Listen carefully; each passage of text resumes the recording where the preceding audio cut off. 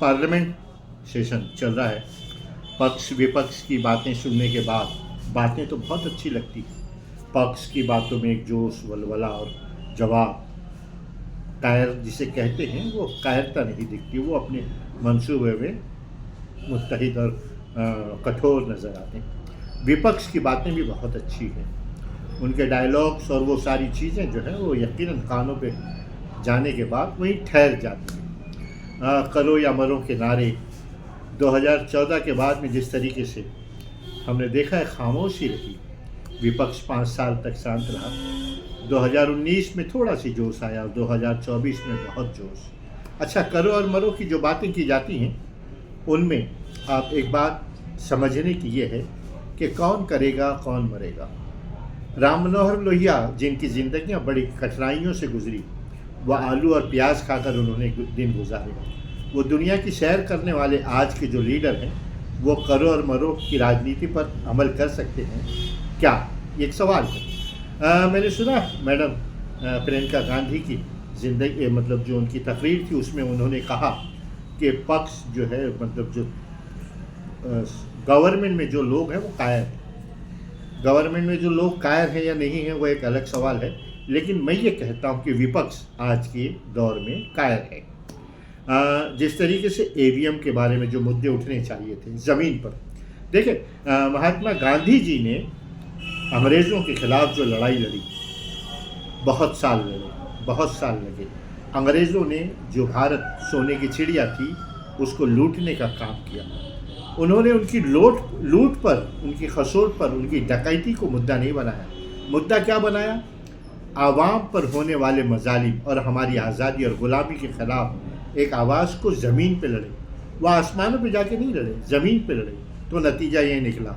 अच्छा, महात्मा गांधी की इस आज़ादी की लड़ाई को तो पूरी दुनिया मानती है, जिन्होंने अहिंसा के ज़रिए, मोहब्बत के ज़रिए इस लड़ाई को लड़ी। क्या हमारा जो विपक्ष, मैं जिसको कायर कहता हूँ, कायर, वो विपक्ष ज़मीन पर आने को तैयार है क्या? उन मुद्दों को मैंने देखा है मुंबई कांग्रेस के दफ्तर में, जब कहीं कोई प्रोटेस्ट होता था, दिल्ली से आदेश आता था, तो वो ऑफिस से गेट तक तमाम टीवी चैनल्स के लोग आते थे। 20 कदम का प्रोटेस्ट होता था, उसमें वो अदाकारी, उन लीडरों की वो अदाकारी, जिंदाबाद मुर्दाबाद के नारे, और वो गेट पर आने के बाद वो प्रोटेस्ट ख़त्म। उसके बाद में कोई प्रोटेस्ट होता नहीं था। तो ये जो प्रोटेस्ट है, ये जो आप अखबारों के ज़रिए आप अपनी अदाकारी दिखाते हैं, उससे मसलों का हल नहीं है। विपक्ष कायर है या बहादुर है, वो दिखाना पड़ेगा ज़मीन पर। ईवीएम की लड़ाई के पहले, ये 2024 पार्लियामेंट इलेक्शन से पहले एक हल्की सी आवाज़ आई माननीय राहुल गांधी जी की ईवीएम के ख़िलाफ़। आज जिस तरीके से मैं कहता हूँ कि कहने वाली जो भाषा है, उसमें ममता बनर्जी के पार्टी के जो लोग हैं, कल्याण बनर्जी हैं, उसके बाद में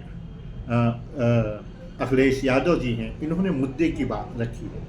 हम देखें, प्राइम मिनिस्टर को कितना भी कह लें, कितना भी ये सोचें कि हमने बहुत बहादुरी के साथ प्राइम मिनिस्टर के खिलाफ कोई आवाज़ उठाई है, उसका कोई फ़ायदा नहीं है जब तक आप ज़मीन पर रिजल्ट नहीं देते। आप बातें अच्छे करें, संवाद अच्छे करें, उससे कोई मतलब नहीं है। आप किसी चप्पल बनाने वाले के यहाँ चले जाएं, किसी बावर्ची के यहाँ चले जाएं, मसले का हल नहीं है। जो ज़मीन पर अत्याचार हो रहा है, देखिए, ये रिपब्लिक ऑफ इंडिया है, ये जो गणतंत्र भारत है ना, इसका जो संविधान है, वो इसका जो ध्यान है वो किसी एक धर्म मजहब के लिए नहीं है, सारे भारत के भारतीयों के लिए है। अच्छा, आप संभल में कुछ मुसलमानों पे मजालिम हुए, 5 मुसलमान मर गए वहाँ। आप ठीक है, उनको भारतीय कह के उसकी जंग लड़िए ना। दलितों पे अत्याचार होता है, उसको भी भारतीय कह के जंग लड़िए। आप जो भेदभाव की राजनीति है, चाहे वो पक्ष की हो या विपक्ष की, हिंदू, मुसलमान, दलित या जो भी हैं, मणिपुर के जो लोग हैं, उनको भारतीय कह के लड़ाई लड़े।